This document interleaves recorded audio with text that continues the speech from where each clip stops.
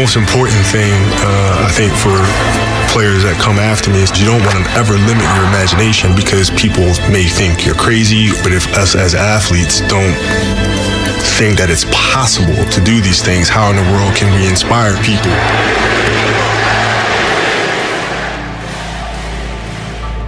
Well, I mean, because I think the greatest fear that we face is ourselves, actually. I think it's not anything that's external or anything that's superficial. I think the greatest fear you face is yourself, because we all have dreams, and it's very scary sometimes to accept the dream that you have, and it's scarier still to say, okay, I want that. It's scary because you're afraid that if you put your heart and soul into it and you fail, then how are you going to feel about yourself? Kobe, you won the MVP, you led the team to the finals. How do you characterize this season? Well, I mean, the goal was to win a championship. It wasn't to win MVP or anything like that. It was to win a championship. So, from that aspect, we failed. If I'm going to go down, I'm going to go down my way. Right? So being fearless means putting yourself out there and going for it. No matter what, go for it. Not for anybody else, but for yourself. I take you to this scene. 20 seconds left to go. You're down by 1. You want the ball. You want to take the last shot. Absolutely. I'm not afraid to fail, and I just love it. It's just an adrenaline rush. 9 seconds. Everybody in the crowd stands up, and everybody's waiting to see if you're going to make the shot, if you're going to lose the game, or you're going to win the game. It's an unbelievable rush. He swings big and he misses big. Same thing with me. I have no fear whatsoever. Because I notice sometimes you look back at the defender to watch their expression. What's that like? Yeah, it's you get the feeling from the defenders where it's like, oh man, no, just can't, not tonight, sort of thing, and I thrive off of that. You love that, don't you? Oh yeah. You love that like defeated look? Yeah, oh, absolutely. I'm telling you, you don't play defense any better than Ruben Patterson did. This crowd is in complete shock. Guess what? Time out. I told my teammates, I said, give me a good pick, and we're going home with a W. What I try to do is just try to be still and understand that things come and go, emotions come and go.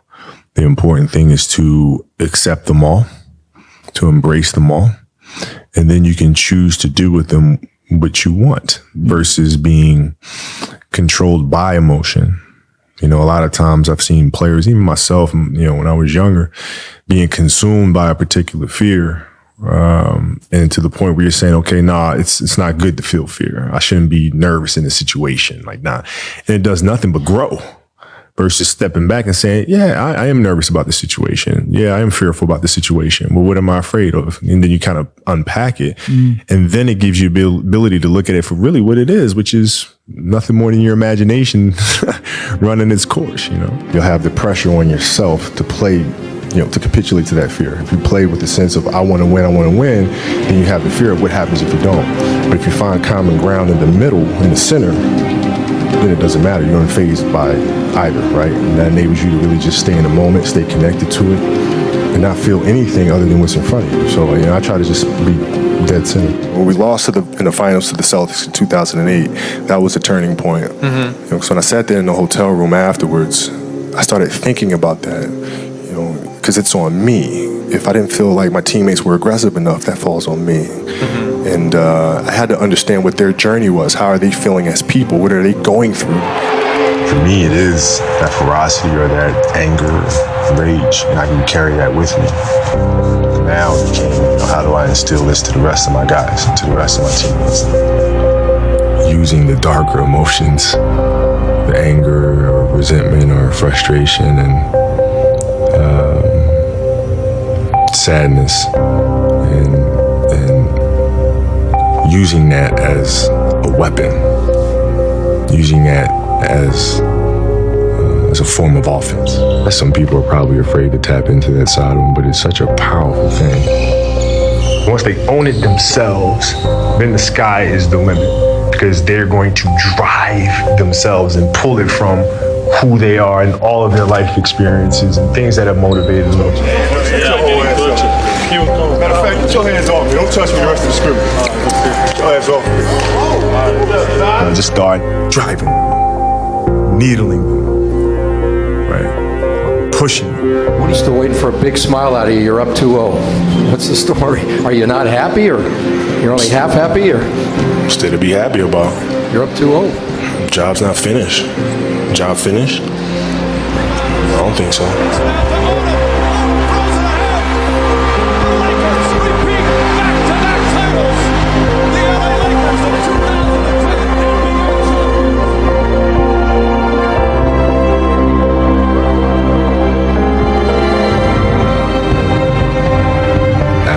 That we have a bond now that unites us forever.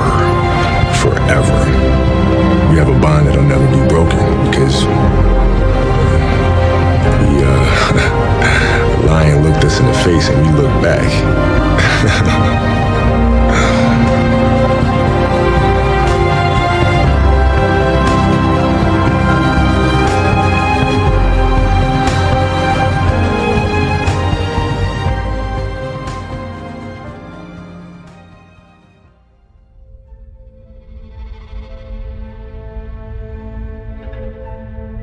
I used to ask him, man, what's it like to guard Mike? You go, Mike? You mean Black Jesus? I'm like, what the fuck? So the level of fear that he inspired in others was insane. And, the hype of going up against Mike, it was, okay, let's go. Show me. Like, I've been watching you play my whole life. Yeah. Show me. Right. Like, I want to see this. Everybody calling you Black Jesus and all this other crap. Yeah. Like, you have to show me, man. Wow. And I would tell him, I said, when I face him, we're going to go at it. He says, oh, you don't want to do that. I'm like, what? Man, you don't know me, man. Michael's a great basketball player, but I'm Kobe Bryant. And I went out there and we went head up. And, I think his respect and appreciation for me really grew that day because you saw on the biggest stage, I didn't shy away from that confrontation. I looked forward to that confrontation. Yeah, you look forward to and, it. When I was 18, my first year, he got the best of me a bunch of times. I was right there the next play. You're not intimidating me, yeah. I'm not going anywhere. And I think he saw that level of respect because I think he was the same way at 18 years old. And that common bond is what I think, where our connection was built. Who beat you in one-on-one if it ever happened in practice? No one. All right, you once said, if you see me in the fight with the bear, pray for the bear. Right. Is that still going to be true when you come back? Yeah, Bear's having a hard time. I'm beating the bear pretty good right now. It doesn't matter who I'm playing you, bust your ass. It doesn't matter.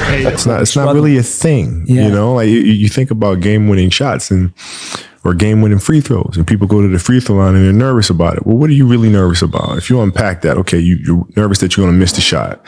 All right, so you miss the shot, then what happens? People are going to be embarrassed. You're going to be embarrassed because thousands of people, millions of people see you miss the shot. All right, and then what? People are going to talk bad about you. Okay. Right. And so you're looking at it and go, are those things even important? You know what I mean? If that is my fear, like what is, you worried about letting your teammates down? Okay. Have you let them down before? Oh, I'm sure. In practice and things of that nature, right? They're still there. Yeah. And so when you're able to unpack it, you kind of look at it for what it is, which is really nothing. How did you become one of those people who doesn't seem to be afraid of failing? Failures, it doesn't exist. It's not existent. What the hell does that mean? Seriously, what does failure mean? It doesn't exist. It's a figment of your imagination. Let's use happy endings, right? And then we can relate this to failure, why it's not existent. Like, everybody talks about, like, everybody wants a happy ending, right? Now let's go to the reality of it, right? Let's look at a fairy tale story. Let's look at Snow White. Mm-hmm. She gets a happy ending, she finds Prince, and whatever, she goes on, she lives happily ever after. Well, I call bullshit on that because 2 months later, the fact is they had an argument and he's sleeping on the couch. Right? So the point is, the story continues. Mm-hmm. The story continues. So if you fail on Monday, the only way it's a failure on Monday is if you decide to not progress from that. Right? So to me, that's why failure is not existent. Because, if I fail today, okay, I'm going to learn something from that failure and I'm going to try again on Tuesday. And I fail and I'm going to try again on Wednesday. So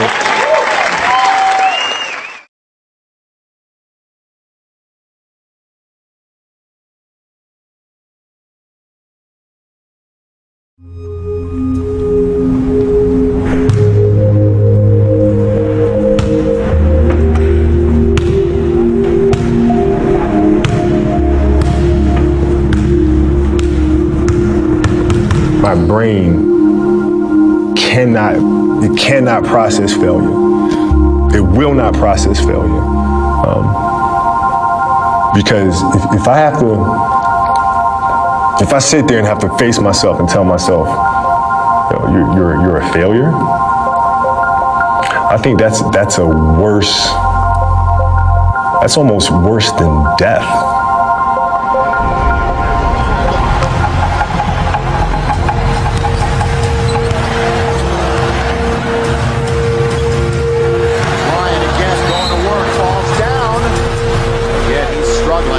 As soon as I made the move, I knew it. I mean, that's the Achilles. I shouldn't say that. That's a foot injury. I remember feeling the silence. I remember feeling the fear. 35 years old, 17, 18 years in the league. Like, this could be a wrap. And that's what the silence was. It was like, this could really be It was hard, man, because the Achilles injury is the worst injury for an athlete. It's like the worst. It's like the kiss of death. And when I ruptured my Achilles, I knew what happened. I knew the severity of the injury, and I didn't know if I was going to come back from it. Yeah, in the locker room, you were crying. Yeah, I mean, I didn't, like, this is it. Like, my career could be over right now.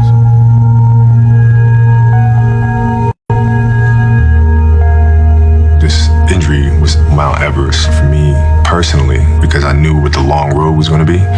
So, at that point, you have to make a decision. You have to make a choice. It's really hard, man, because it's such a tedious process. And what I found helpful is to not look at the top of the mountain, because the mountain is so damn daunting. It's like, right? So, like, if you're saying, okay, I'm going to climb Mount Everest, you're at the bottom of the mountain and you look up and you're going, I'm not going to climb Mount Everest, right? But if you break it down into sections, and you just one foot in front of the other, one step at a time.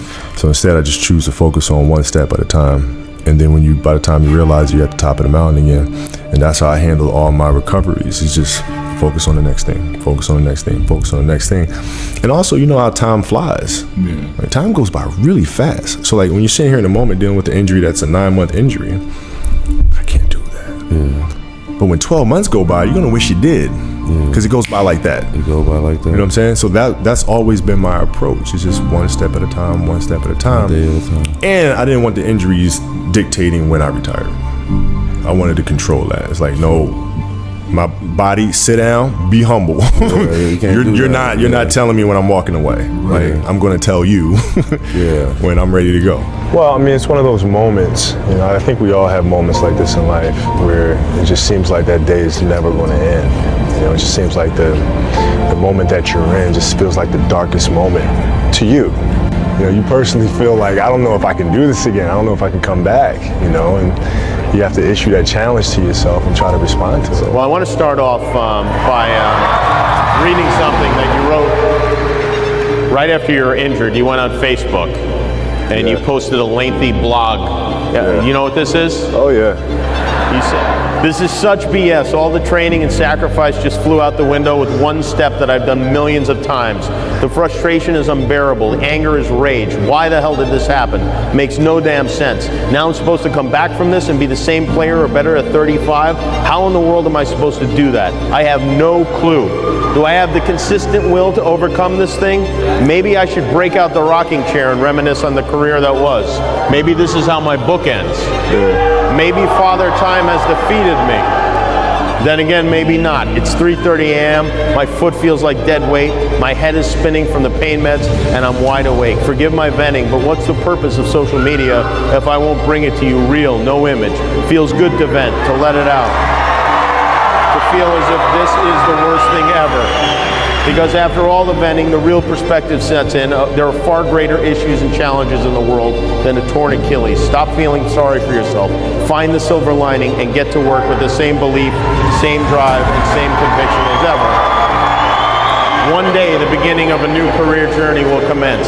Today is not that day. If you see me in a fight with a bear, pray for the bear.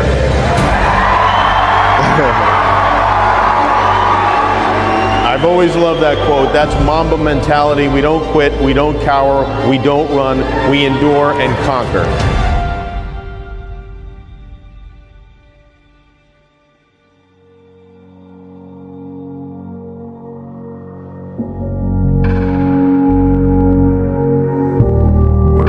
terrifying dreams for me was a dream of me being on a basketball court. Stadium's full. I'm attacking the basket, and I can't get off the ground. I can't jump. Like I'm stuck. Like I'm cemented to the floor. I was conscious of the fact that I was dreaming. So now I'm trying to control my dream. You can jump through it. You can push through it. You can get to that basket. And no matter how hard I tried, my legs were too heavy. Can't jump.